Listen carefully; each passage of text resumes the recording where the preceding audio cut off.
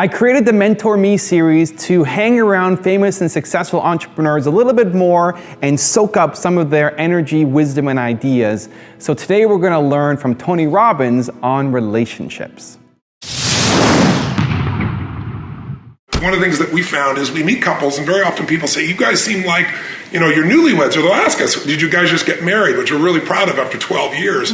But it's not a matter of time that makes that difference. If you're single, one of the reasons that people find themselves in a relationship that they're unhappy with is they're filtering today's relationship through the past. And one of the things that we've done for anybody we're going to help is get you to clear the decks of the past and step into who you're with right here and right now.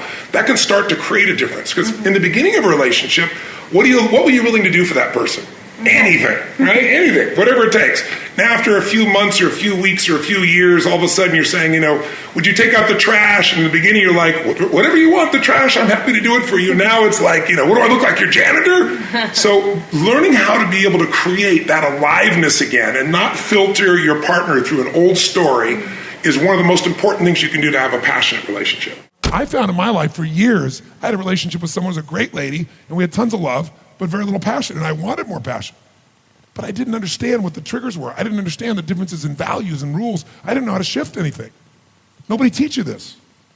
And so I'd be in this experience where it's like, wow, I remember being on stage vividly in a room that would have been my ultimate years before. It was at the Continental Center in New York City. There were 13,000 people in the room, 12,000 something hundred, almost 13,000 people. And I was doing my gig, and we were rocking. Like what we're doing here with 5,000, imagine 13,000. And we were going full tilt with a level of intensity. It was unbelievable, and people were out of their mind. And during one of the stretch breaks, one of my partners came up and told me my company had gone public that morning, and that's the morning where my stock alone was worth $400 million. So he goes, Tony, you just made $400 million this morning while you're doing what you love. I was like, good morning. It was a great morning. But what was interesting? It was really great. It was like, wow, that's wonderful. And then what I really want to do is get right back into what I loved. It was a cool thing, but it didn't change my life. But the biggest thing is, the end of that night, I'm connecting people, high-fiving, signing, hugging people, and it's just a beautiful day. And I get home, and I'd made $400 million. I've been with almost 13,000 people. I'd done what I loved. I was on fire and alive, and I went home, and I was miserable. Because when I went home, the person I was with wanted me to be something different than what I was. Kind of like, that's why I understood Sarah May.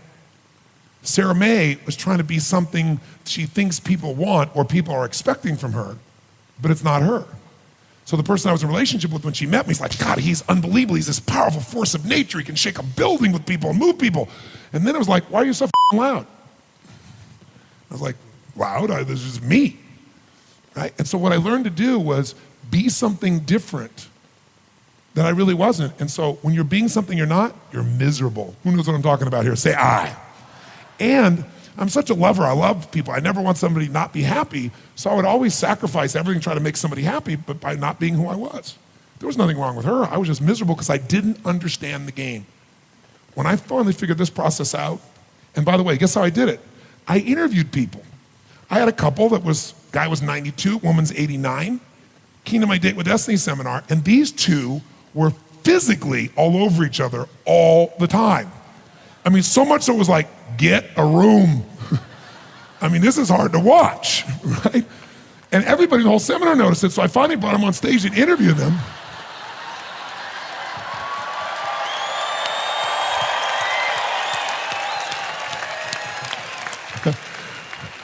Shit, they're young punks in their 60s. So I bring this 92-year-old man, this 89-year-old woman up, and I said, I got to interview you guys. So I'm interviewing them. I said to him, tell me something. I said, you two seem to not just love each other, you love each other. And they went, oh yeah. I mean, you're rather physical, aren't you? They said, oh yes, we love to be together. I said, and you guys have intimate relations? Oh yes, every day. Every day? Sometimes several times a day, the woman says. No exaggeration. And they were so adorable, and they were all of each other, hugging each other, grabbing each other, touching each other. And I said to him, okay, there are a lot of people that think when you're together 3, 4, 5, 10 years, there's nothing new. They said, nothing new. They just aren't being flexible enough. They're not trying new things. I said, well, tell me something. What's your belief about, like, how do you stay intimate? The woman says, well, you can't just talk, you gotta touch. And she said, like, touch lots of things. And she's so adorable. And so I said, so you guys have this passion all the time? Yeah. And I said, what's your belief? And he said, well, we believe that it's never boring because we believe there's nothing ugly between two people who love each other, nothing dirty between two people who love each other. She said, yeah, here's our rule. We try anything once, and if we like it, we do it again. So I spent 5 years interviewing people who've been together 20, 30, 40, 50 years, and they don't just have love, they have passion. They're not hanging out, they love each other. And it changed the game for me. And the biggest change in my life, I would give up everything in my life without no exaggeration, no hyperbole, everything I've ever learned, everything I've ever done for the relationship I have with my sage. She has been the great, I'd die for this woman, no exaggeration, but I couldn't have gotten to that place if I hadn't been through all those other places first. And the gift that I've got in that area is the gift you deserve. And anybody can have it. You could be with somebody together for 10 years and you could reignite it because you just didn't know the triggers. Or some of you may find that you're in a relationship where truthfully, you are nothing in common. You're just scared shitless to end it because you're afraid of being alone. But there's a way to do this in a way where things can be not only elegant, but you can be free and you can bring to your life what you deserve. I tell people one thing.